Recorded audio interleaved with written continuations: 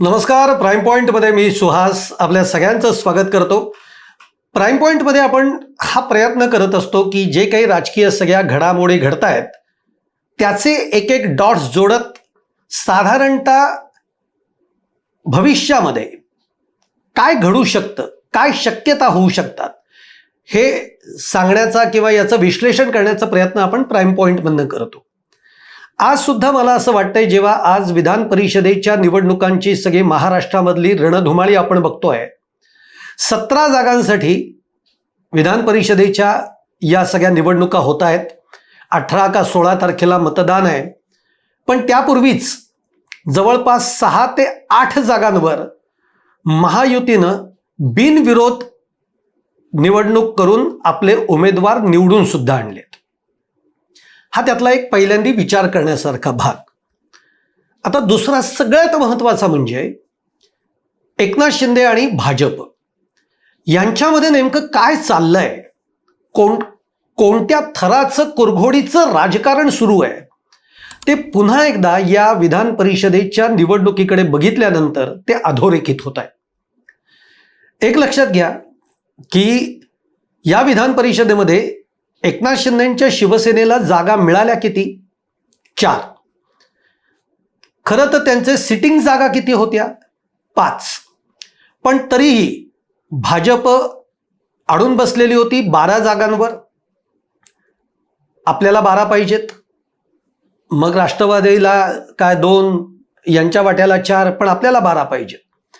आता याच्यामध्ये तडजोड होऊन मग भाजप 11, एकनाथ शिंदेंची शिवसेना 4, राष्ट्रवादी 2, असं ते सगळं गणित जमवण्यात आलं. म्हणजे याच्यातही भाजपनी स्वतःकडे सरशी करून घेतली.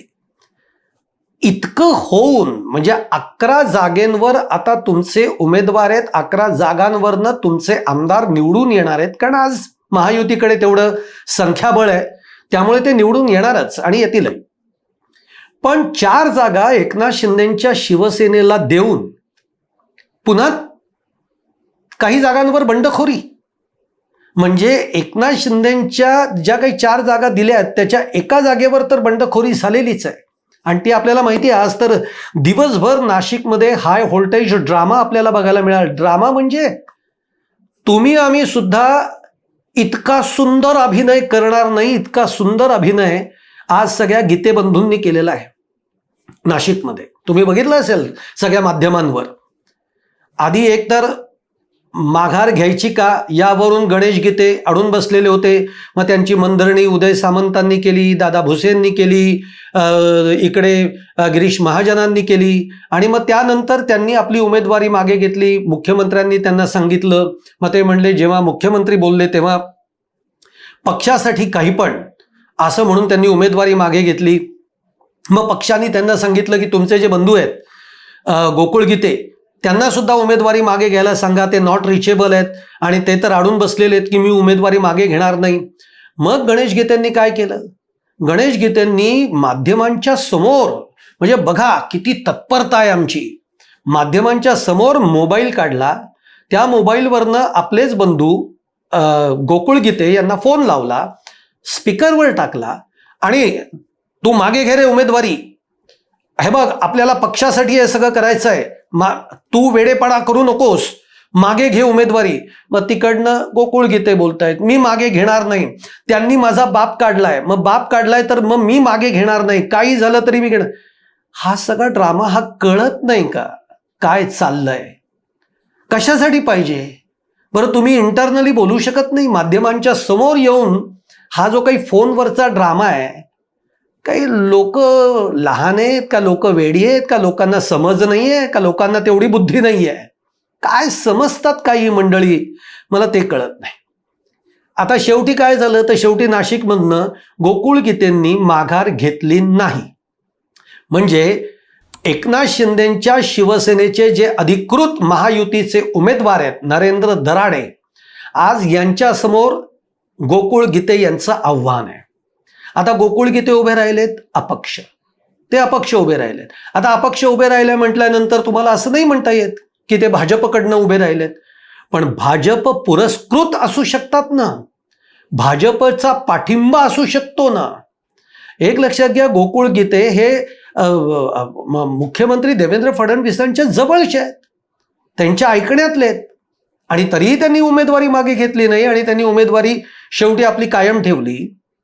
या सगळ्याचे अर्थ काय आहेत? या सगळ्याचे अर्थ एकच आहेत की शक्यतोवर जितका म्हणून नरेंद्र दराडे यांना टफ फाईट देता येईल, आणि जिंकलंच तर एकनाथ शिंदेंच्या मिळालेल्या 4 जागांमधनं 1 जागा गेली, म्हणजे अवघ्या 3च जागा, 3 जागांवरनं त्यांचे आमदार जातील. आणि जे 11 जागा आहेत ज्या भाजपकडे आहेत त्यांच्यामध्ये अजून 1 जण ऍड झाला, गोकुळ गीते. जरी ते अपक्ष असले तरी ते उद्या मदत कुणाला करणार आहेत? भाजपलाच. हा जो सगळं नाट्य आहे ना, हे तुम्ही नाशिकचं बघितलं, आज रत्नागिरीमध्ये तेच आहे. मग राष्ट्रवादी आणि एकनाथ शिंदेच्या शिवसेनेमध्ये ती सगळी टसल. मग दिलं बाबा तुला पालकमंत्री पद, पण माझ्या मुलासाठी ही जागा सोड, या तडजोडी. असं आपण महाराष्ट्रामध्ये सगळीकडे बघतोय. तिकडे कोकणामध्ये ती स्थिती. आज उद्धव ठाकरेंच्या शिवसेनेचा उमेदवारच भाजपने आपल्याकडे आणला, त्याने उमेदवारी अर्जच मागे घेतला, तो भाजपमध्येच गेला, मग त्याला उद्धव ठाकरेंनी त्याची हकालपट्टी केली. काय म्हणजे राजकारणाला जो एक स्तर लागतो, एक काय म्हणजे आपण ज्या नजरेतनं राजकारणाकडे आणि राज्यकर्त्यांकडे जे बघतो ते सगळं आपले मनसुबे पार यांनी भुईसपाट करून टाकलेले आहेत. आपल्याला जे वाटतं तसं काहीही नाहीये. यांना जे वाटतं ते सगळी पॅरामीटर सोडून, सगळे नियम धाब्यावर बसून, आज एकेकाच्या गाड्या बघा. आज तुम्ही नाशिकमध्ये हे सगळ्या बैठका ज्या सुरू होत्या, एकीकडे पंतप्रधान नरेंद्र मोदी आवाहन करतायत डिझेल कमी वापरा, पेट्रोल कमी वापरा, गाड्या कमी वापरा. आज नाशिकमध्ये गाड्यांची रांग लागलेली आहे. तो जाऊ दे, तो मुद्दा नाही आहे. मुद्दा काय आहे की 4 जागा एकनाथ शिंदेच्या वाट्याला आल्या, त्याच्यामध्ये बंडखोरी, म्हणजे एकनाथ शिंदेचे उमेदवार कसे कमी निवडून येतील हाच प्रयत्न. आता त्यामुळे मग एक वाक्य जी एकनाथ शिंदेच्या शिवसेनेच्या मंत्र्यांची आपल्याला आठवतात ती बघा. अब्दुल सत्तार, त्यांनी मुलाची उमेदवारी मागे घेतली, त्याच्या बदल्यात त्यांना काय मिळालंय ते मी नंतर तुम्हाला सांगेन. त्याच्या बदल्यात काही अब्दुल सत्तारांनी काय चल माझ्या मुलाचे काय पक्ष सांगतोय, एकनाथ शिंदे सांगतायत म्हणून मी उमेदवारी मागे घेतो, असं काही घडलेलं नाही आहे. बरोबर जे पदरात पाडायचंय ते पाडून घेतलेलं आहे. छत्रपती संभाजीनगर जिल्हा बँकेच्या वरती आपल्या मुलाला जिल्हा बँकेवर आणणं ही त्यातली एक सगळ्यात महत्वाची गोष्ट आहे. त्याचं आश्वासन घेतलेलं आहे.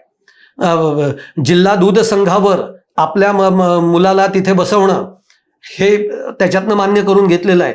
ही काही साधीसुधी गोष्ट नाही आहे. तुम्हाला असं वाटेल की अरे एक उमेदवारी त्यांनी मागे घेतलं आणि जिल्हा बँकेवर मुलाला आणणं म्हणजे याच्यामध्ये काय मिळवलं. आज त्या जिल्हा बँकेची किती कोटीची उलाढाल आहे माहिती आहे? 800 कोटी 900 कोटीची उलाढाल आहे.